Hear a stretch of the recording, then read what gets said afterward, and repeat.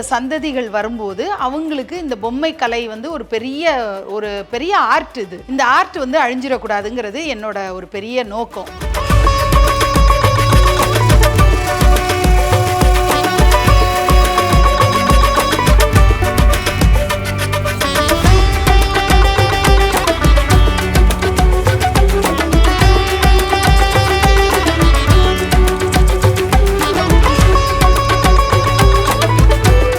காலையில் எப்படா கதவை திறப்போம் அப்படின்னு இருப்பாங்க. அவங்க வந்து காலையில் 7 மணிக்கு ஆரம்பித்தா நைட்டு 11 மணி வரைக்கும் வந்துட்டே இருப்பாங்க.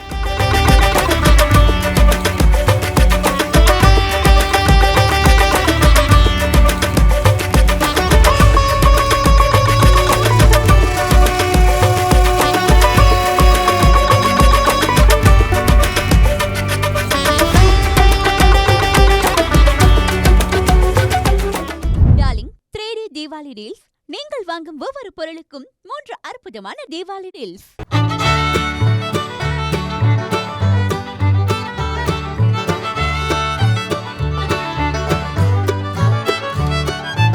மேம், நீங்க எந்த ஒரு கொலுபொம்மையை ரொம்ப பிரமிச்சு வாங்குனீங்க? இந்த கொலுபொம்மை எனக்கு வந்தே ஆகணும் அப்படின்ற மாதிரி எந்த பொம்மை வாங்குனீங்க? அது மாதிரி சொன்னா ஒரு மைசூர் சாமுண்டீஸ்வரி சிலை வந்து ரொம்ப ஸ்பெஷலான ஆர்டிஸ்ட். அவர் வந்து தமிழ்நாட்டில் பாண்டிச்சேரி பக்கத்தில் வில்லியனூரில் அவர் வந்து சிலை செய்கிறவர். இந்திய அளவில் பெரிய போட்டியெலாம் நடத்துவாங்க. இது ஒரு காம்படிஷன்லாம் நிறைய நடத்துவாங்க. இந்த மாதிரி சிலை செய்கிறவங்களுக்கான ஆர்டிசன்ஸ்க்கான காம்படிஷன்லாம் நடக்கும்போது அவர் அதுக்காகவே ஒரு ஸ்பெஷலாக ஒரு சிலையை உருவாக்குனார். மைசூரில் சாமுண்டீஸ்வரி கோயிலில் ஒரு பில்லரில் இருக்கக்கூடிய ஒரு சிற்பத்தை எடுத்து இதை நம்ம சிலையாக நம்ம பண்ணுவோம் அப்படின்னு சொல்லிட்டு அந்த ப்ராஜெக்ட் எடுத்து அவர் பண்ணார். அந்த சிலை வந்து நம்ம வீட்டுக்கு வந்தது. அதுதான் நான் என்னோடய லைஃப்பில் ஒரு பெரிய பொக்கிஷமாக நான் நினைக்கிறேன். அதுக்கப்புறம் அதே மாதிரி அவர் பல பேர் செய்ய சொல்லி அவர்கிட்ட கேட்டாங்க. இது 2014 பிரசிடெண்ட்டாக இருக்கிறப்போ பிரணாப் முகர்ஜி அவருடைய கையால் அவருக்கு அவார்டு கொடுத்தாரு. இந்த சிலை செஞ்சதுக்காக அவார்டு கொடுத்து கௌரவப்படுத்தினாங்க. அந்த சிலை வந்து எனக்கு அப்படியே ஒரிஜினல் சிலை, அந்த அவார்டு வாங்கின பீஸே எனக்கு வந்தது. இப்போ மற்ற நிறைய வருஷம் வந்து ஒவ்வொருத்தரும் கேட்டாங்க இதே மாதிரியே எங்களுக்கு செஞ்சு கொடுங்கன்ட்டு. அவரும் செஞ்சுருக்காரு. ஆனால் எல்லாருமே என்ன சொல்லுவாங்கன்னா, உங்கள்கிட்ட இருக்கிற பீஸ் தான் வந்து அல்டிமேட்டாக இருக்குது, அதுக்கப்புறம் பண்ணது வந்து அடுத்த லெவலில் தான் இருக்குது, இந்த அளவுக்கு அழகு வந்து அதில் வரல அப்படின்னு மற்றவங்கெல்லாம் சொல்கிறத நான் கேள்விப்பட்டிருக்கேன். இப்போ நீங்கள் பேசிகிட்டு இருக்கும்போது சொன்னீங்க, நானே சிலையெல்லாம் இப்படி செய்யணும் அப்படி செய்யணும்னு சொல்லி வாங்குவீங்க அப்படின்னு. நீங்கள் அப்படி எந்த ஒரு சிலைக்காக நிறைய மெனக்கெட்டீங்க, எனக்கு இப்படி வேணும் அப்படின்னு? அது பிள்ளையாரில் நிறைய தீம்ஸ் வந்து நான் சொல்லி வாங்கியிருக்கேன்.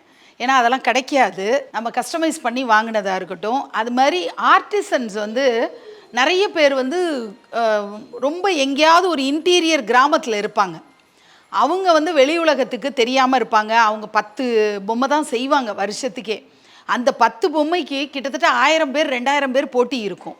ஆனால் அந்த மாதிரி ஆர்டிசன் வந்து எனக்கு பொம்மை கொடுக்குறாங்க.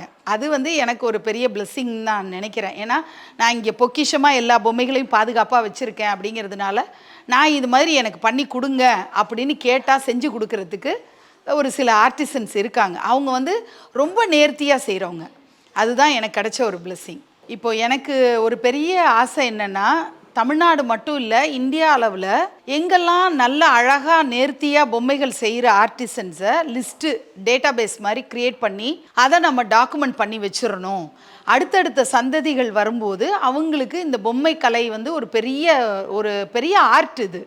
இந்த ஆர்ட் வந்து அழிஞ்சிடக்கூடாதுங்கிறது என்னோட ஒரு பெரிய நோக்கம். இப்போ அந்த ஆர்டிசன்ஸோட ஃபேமிலி அந்த காலத்தில் பார்த்தீங்கன்னா 500-1000 பேர் பண்ணிக்கிட்டு இருந்த ஒரு வேலை இப்போ காஞ்சிபுரத்தில் ஒரு தெருவில் முன்னாடி 500 குடும்பங்கள் செஞ்சுட்டு இருந்தது, இப்போ 50 குடும்பமாக மாறிடுச்சு. அதுலேயுமே வயசானவங்க மட்டும்தான் 70 வயசு 80 வயசில் இருக்கிறவங்க பண்ணிட்டு இருக்காங்க. அவங்களுக்கு பிறகு அவங்களுடைய பையன்லாம் படிச்சுட்டு ஃபாரினுக்கு வேற வேலையாக போயிட்டாங்க. ஸோ அவங்களுடைய அந்த தொழில் வந்து பாதிப்படையுது. இதை யாரும் வந்து அடுத்து எடுத்து பண்ணுறதில்ல. அவங்க மார்க்கெட்டிங் தான் பண்ணுறாங்க. பசங்கள்லாம் வந்து பொம்மை விற்கிறதுக்கு ஆர்வம் காட்டுறாங்க, ஆனால் செய்கிறதுக்கு ஆர்வம் காட்ட மாட்டேங்கிறாங்க. ஏன்னா அது வந்து மண்ணை கையில் தொடணும், பெயிண்ட்டு, அது இதுன்னு சொல்லி அவங்க வந்து இப்போ படிச்சுட்டு ஒயிட் காலர் ஜாப் போகணும்னு சொல்லிட்டு அந்த இன்டென்ஷனில் அவங்கெல்லாம் போயிட்டாங்க. ஆனால் இந்த கலை வந்து ரொம்ப நலிவடைஞ்சிட்டே வருது. இதை வந்து தூக்கி பிடிக்கணும்னா என்ன பண்ணலாம் அப்படின்னு எனக்கு தோணுச்சுன்னா, இந்த கொலுவை பிரபலப்படுத்துறது மூலமாக, எல்லாரும் நவராத்திரியை பிரபலப்படுத்துறது மூலமாக ஒவ்வொரு வீட்லேயும் கொலு வந்து ரொம்ப கிராண்டாக செய்ய இந்த பொம்மைகளுக்கான டிமாண்ட் வரும். டிமாண்ட் வரும்போது நேச்சுரலி அதை வந்து உற்பத்தி பண்ணுறவங்க கலைஞர்களும் வருவாங்க. அப்போ அதை கற்றுக்கலாம், இது ஒரு நல்ல பிஸ்னஸ், இந்த பிஸ்னஸை நம்மளும் கற்றுக்கலான்னு சொல்லிட்டு யங்ஸ்டர்ஸ் வந்து இதுக்காக சிற்பக்கலை கல்லூரியெலாம் இருக்குது மகாபலிபுரம் பக்கத்தில். இந்த மாதிரி பொம்மைகள் செய்கிறது எப்படி அப்படிங்கிறதெல்லாம், எப்படி வந்து கருங்கல்ல சிற்பம் செதுக்குவாங்க இல்லையா, அந்த மாதிரி இதுக்கும் ஆர்ட் இருக்குது. அதெல்லாம் படிக்கிறதுக்கு யங்ஸ்டர்ஸ் வருவாங்க. இப்போ அந்த 50 குடும்பத்தை நம்பியே மொத்தமாக பார்த்தீங்கன்னு வச்சுக்கோங்களேன், ஒரு 500 பேர் தான் பொம்மை தயார் பண்ணுறாங்க. ஆனால் 5 லட்சம் வீட்டுக்கு மேலே கொலு வைக்கிறாங்க. ஸோ இவங்களால அவங்களுக்கு சப்ளையே பண்ண முடியல. அதனால் ஒவ்வொரு வருஷமும் விலை ஏறிட்டே போகுது. இப்போ நிறைய பொம்மைகள் தயாரிப்பு ஆணுதுன்னா இந்த பிரச்சனை இருக்காது. அப்போது நிறைய தயாராகணும்னா நிறைய பேர் இந்த கலையை கற்றுக்கணும், அப்போ தான் அது தயார் பண்ண முடியும். அந்த 50 குடும்பத்தை நம்பி இல்லாமல் இந்த கலையை செய்கிறதுக்கு நிறைய பேர் வரணும். அதனால் இதை வந்து என்னென்னமோ இப்போ நம்ம ஏஐ படிக்கிறவங்க இருக்காங்க, சைபர் செக்யூரிட்டின்னு படிக்கிறாங்க, ஒரு புதுசாக நிறைய கோர்சஸ் வருஷம் வந்துட்டுருக்கு. நம்முடைய பாரம்பரியமான இந்த கொலு பொம்மைகள் இதை செய்கிற கலையை வந்து இந்த கோர்ஸ் எல்லாமும் டெவலப் ஆகணும். ஏன்னா சில பேருக்கு டிராயிங்ஸ் அழகாக வரும், இயற்கையாகவே அவங்களுக்கு டிராயிங் சென்ஸ் இருக்கும். பொம்மை வந்து ஒரு களிமண் கொடுத்தா கூட அவங்க வந்து அழகாக ஏதாவது பண்ண தெரியும் அவங்களுக்கு. கிரேயான்லாம் வச்சு ஏதோ ஒரு ஆர்ட்டெல்லாம் பண்ணுவாங்க இல்லையா, கிளே ஆர்ட்டெல்லாம் பண்ணுறாங்க இல்லையா, அந்த மாதிரி இந்த கலையை அடுத்த கட்டத்துக்கு எடுத்துகிட்டு போகணும். அது போகிறதுக்கு இந்த மாதிரி நிறைய கொலு வைக்கிறவங்க அதை அடுத்த கட்டத்துக்கு எடுத்துகிட்டு போவாங்கன்ற நம்பிக்கையில் தான் இதை பிரபலப்படுத்தணும்னு நான் நினைக்கிறேன். இப்போ உங்கள் வீட்டில் இருக்க கொலு பொம்மைங்கள உங்கள் வீட்டுக்கு பக்கத்தில் இருக்க நெய்பர்ஸ்க்கெல்லாம் தெரியுது, வந்து பார்த்துட்டு போகிறாங்க. ஆனால் உங்கள் டோர் ஓப்பனாக இருந்தாவே, அதாவது என்ட்ரன்ஸில் இருக்க கொலு பொம்மையை பார்த்து சும்மா அந்த ரோட்டில் நடந்து போகிறவங்க எல்லாருமே இங்கே தான் இருக்குது, இங்கே சேல் பண்ணுறாங்களோ நினச்சிட்டு தான் இப்போ உள்ள வராங்க. ஏன்னா நான் கீழே இருக்கும்போதுமே ஒருத்தர் என்கிட்ட கேட்டார், இதெல்லாம் சேலுக்கா அப்படின்னு கேட்டார். இல்லை, இதெல்லாம் சேலுக்கு இல்லை, இங்கே வந்து மேலே வந்து நீங்கள் பார்க்கலாம் அப்படின்னு. அப்படி நிறைய பேர் உங்கள் வீட்டுக்கு வராங்க. அப்படி எத்தனை பேர் உங்கள் வீட்டுக்கு வராங்க மேம் ஒரு நாள்? இது வந்து இப்போது நமக்கு திங்கக்கிழமையில் ஆரம்பிச்சுது இந்த நவராத்திரி. அதனால் இந்த 2 நாளில் பார்த்தீங்கன்னா விசிட்டர்ஸ் வந்து ஒரு 50 பேர் அப்படி இருந்தால் ஒரு விஷயம். ஆனால் போக போக வீக்கெண்ட்ஸ் எல்லாம் பார்த்தீங்கன்னா காலையில் எப்படா கதவை திறப்போம் அப்படின்னு இருப்பாங்க. அவங்க வந்து காலையில் 7 மணிக்கு ஆரம்பித்தா நைட்டு 11 மணி வரைக்கும் வந்துட்டே இருப்பாங்க. ஸோ செலிப்ரிட்டிஸ் வர்றது, இப்போ நேத்தி கூட கோல்டு தேவராஜ் அவர் தான் வந்து இப்போது சமீபத்தில் ட்ரெண்டிங்கான ஸ்பிரிச்சுவல் சிங்கர் அவர் வந்தார் நேற்று. ஸோ ஒரு செலிப்ரிட்டிஸ் வர்றாங்க, இன்ஃப்ளூயன்சர்ஸ் வர்றாங்க, நிறைய யூடியூபர்ஸ் வந்து பண்ணுறாங்க. அப்புறம் அதனால இப்போ சோஷியல் மீடியா மூலமாக நிறைய பேருக்கு ரீச் ஆகிடுது.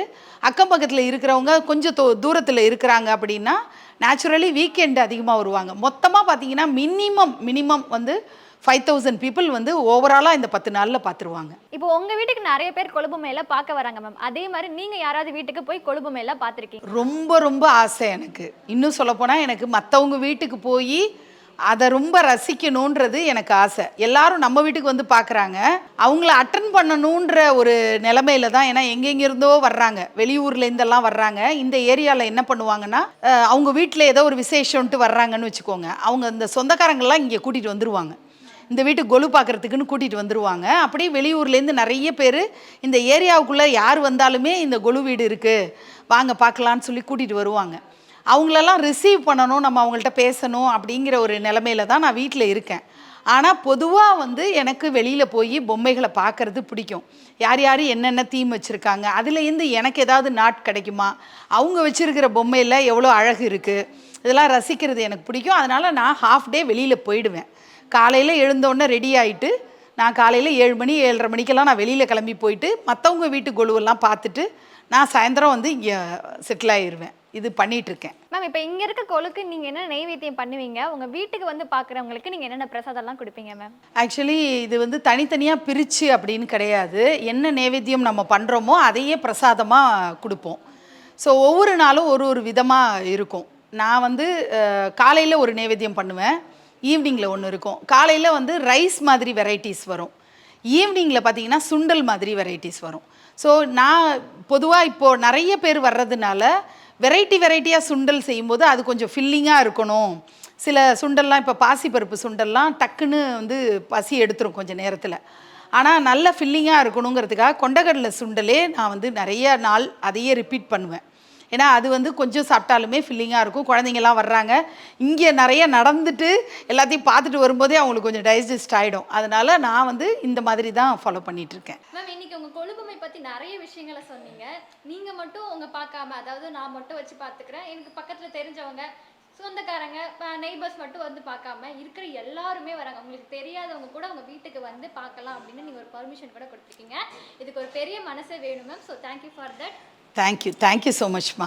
குமுதம் ஸ்நேகிதியிலிருந்து இன்னைக்கு கேள்விகள்லாம் ரொம்ப புதுமையாக இருந்தது. ரொட்டீனான கேள்விகள் இல்லாமல் வித்தியாசப்படுத்தி நிறைய கேள்விகள் கேட்டு என்னோட மனசில் என்னென்ன தாட் ப்ராசஸ் இருக்கோ அதெல்லாம் ஷேர் பண்ணிக்கிறதுக்கு ஒரு பெரிய வாய்ப்பு கொடுத்துருக்கீங்க. குமுதம் ஸ்நேகிதி நேயர்கள் அத்தனை பேருக்கும் நவராத்திரி நல்வாழ்த்துக்கள். நன்றி.